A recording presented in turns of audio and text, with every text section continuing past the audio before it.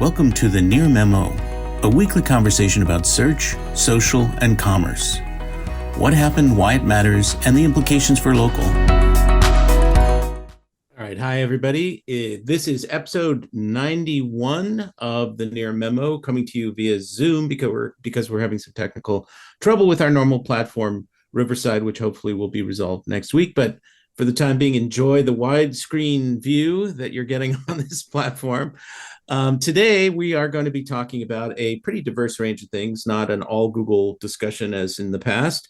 Dave is going to be talking about a linking study and some of its findings, which were pretty interesting. Mike is going to be talking about the sort of Alexa and the, I don't know what to call it. It's not a requiem. It's not a funeral or a wake, but it's definitely a change in direction, I think, for Alexa. And what does that mean for voice more broadly? And then I'm going to be talking about content moderation in 2023, which I think is going to be, along with privacy, really one of the most kind of hot button, interesting issues across the internet, with a lot of implications for everybody. So David, why don't you take it away with the link study? Sure. So I think Mike actually was the one who noticed this first. Survey of 755 link builders from a site from a company called Authority Hacker. I think I'm not sure if interesting would be my primary descriptor of the study. I would say maybe more illuminating or illustrative than interesting, but certainly sort of put to bed the notion that paid links don't work. And I think there were some really interesting findings in terms of not just the number of link builders who buy links, but more essentially there. I'll just run down the list of things I found interesting, I guess. So 3 out of 4 link builders are buying links, 74%. Basically the longer that you've been doing link building, the more likely it is that you do pay for links. 81% of folks who have been doing this for 5 years or more are buying links. In-house, essentially, whether you're in-house or work at an agency or you own a niche site, all of those groups are buying links. The cost is going up, not surprisingly, because there's a little bit more, there continues to be demand for paid links. The other things that I thought were interesting, I think it was something like 80% or even higher. Let me see if I can find the exact number here. It was 89% of link builders said that no follow links impact search rankings. So that would be things like a no followed link from a site like Wikipedia. For sure, we've sort of surmised that for years, that it's really much more about the quality of the site and where they're linking to you, as opposed to whether or not it has a no follow tag on the link. And I think that those were kind of the most interesting things on the paid side of things. The other thing was around digital PR. The longer that you've been a link builder, you were 4 times as likely, essentially, if you've been a link builder for at least 5 years, you were 4 times as likely to use PR as earlier link builders in their career journeys. So basically going to show that, in my mind anyway, that buying links is part of an overall brand building exercise to get the name of your company out there, and that this is not something that is limited to black hat SEOs. This is folks who are, in-house, working at agencies. It's everybody. It still works phenomenally well. I think that was another fairly surprising thing to me. This would be an interesting thing from the survey, is that most folks thought they saw the benefit from links inside of 6 months. So these are things that definitely impact rankings in a fairly quick manner relative to a larger SEO campaign. So it just goes to show, just Google continues to have a weak spot in terms of maybe not being able to identify paid links. Maybe they're able to do that really, really well. But if they ignored paid links in their algorithm, just because of the fact that everyone is doing it, it may actually degrade the quality of the search results.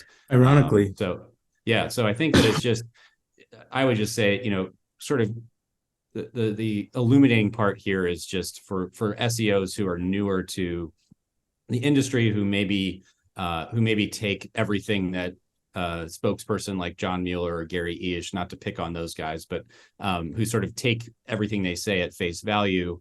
I think that that's definitely a misguided placement of trust, and that folks who have been in this industry for quite a long time have seen that paid links still work, and that Google isn't particularly good at identifying or penalizing sites that are doing it. So I would make two quick points. One is there was an earlier survey, I don't have it in front of me, so I can't cite the source, that basically was consistent about the efficacy of paid links. It was like 61% of respondents said that paid links work, although in that survey, only 31%, I believe, admitted to using them. So it was a much lower percentage, but the perception generally was that they were effective.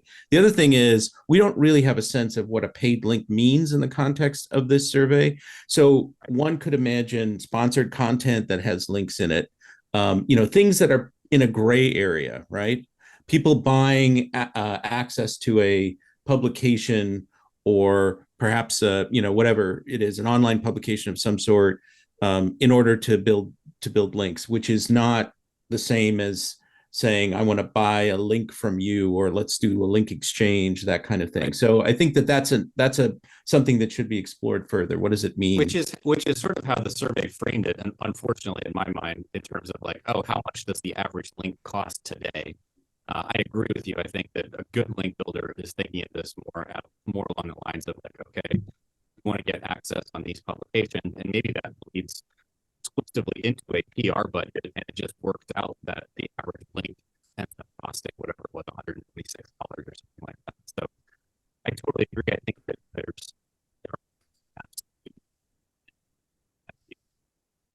I lost David's sound during the last little bit of it. My internet says it's unstable. I have no idea. Yeah, I did too. It seems like we're back, but I had two comments about this. One is that I thought I read in there, and correct me if I'm wrong, but that most link builders thought that content was the best way, one of the strongest ways to get links, but that only 15% of them were doing it, something to that effect. So that there's this interesting contradiction between what people thought was most effective and what they were actually doing, because content was hard. The other is it just shows how in an algorithmic driven monopoly, the ability that these odd markets crop up around the algorithmic driven market, kind of like in buying reviews or any of these other things. You create these whole new economic sort of ways that people see to make money. And of course, in capitalism, the imperative is that they do make money that way, putting Google in this position of trying to judge what's morally correct or not, which is the most ironic thing in the world from my point of view. And so it just creates all these odd outcomes that I think are fascinating to watch. Well, I mean, Google has to be the de facto policeman of all these practices, right? Because they want to ensure the highest quality search results, at least rhetorically, they say that, for the purpose of maintaining their audience, right? If they have if their audience leaves to go somewhere else, like TikTok or other social media sites or other search engines, Amazon, then their revenue declines over time. So all of this is driven by their ultimate revenue growth imperative, and they are forced, because of all the gaming and all the manipulation that goes on behind the scenes, to be the police person of this. And it all too often gets framed in moral or ethical context, and it isn't a moral or ethical thing. No, not at all. It's a business competitive thing. It's a practice, and what's good and what's bad is sort of just totally practical. Totally practical. Yeah. Exactly. All right. So Mike, let's move on to. If I can just say, can you guys hear me? I think I'm yes, back. We can. Sorry about the drop off there. And again, I truly am not trying to pick on Google's spokespeople. I think that by and large, they're trying to be as helpful as they can. But I think that that's just a sort of weakness of Google's system, is to put a figurehead out there trying to, sort of toe the company line, when it's sort of everyone sort of understands the reality of the situation, that this happens and it works. Google, I think itself included, if engineers are even paying attention to paid links anymore. I don't know that they are, but I think it's just kind of,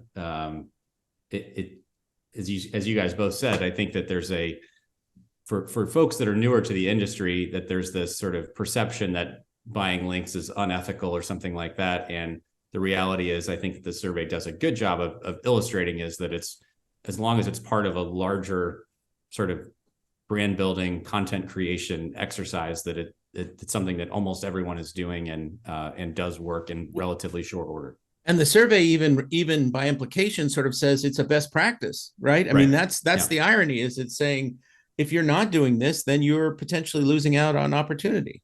Right. And I'm quite sure in certain markets that you sort of can't rank without buying links. My clients are in healthcare, and we actually don't even necessarily have to do any quote unquote link building, just because these healthcare providers naturally accrue links from various sources because of their research and academic connections. But I'm sure if you're in a super competitive, insurance quote space or something like that, like you're not going to rank without a bunch of paid links. So, well, just a final point, when I was at Uberall and we were trying to get people placed on podcasts, right? That was when under my PR sort of ironically fell under my purview for a time. And so we were trying to put different people on podcasts, and in almost, it probably wasn't 100% of cases, but in the vast majority of cases in these European podcasts, it was all pay to play. It was entirely pay to play. Now that doesn't necessarily turn into a link, but it probably does as part of the package, right? I don't remember what the terms were.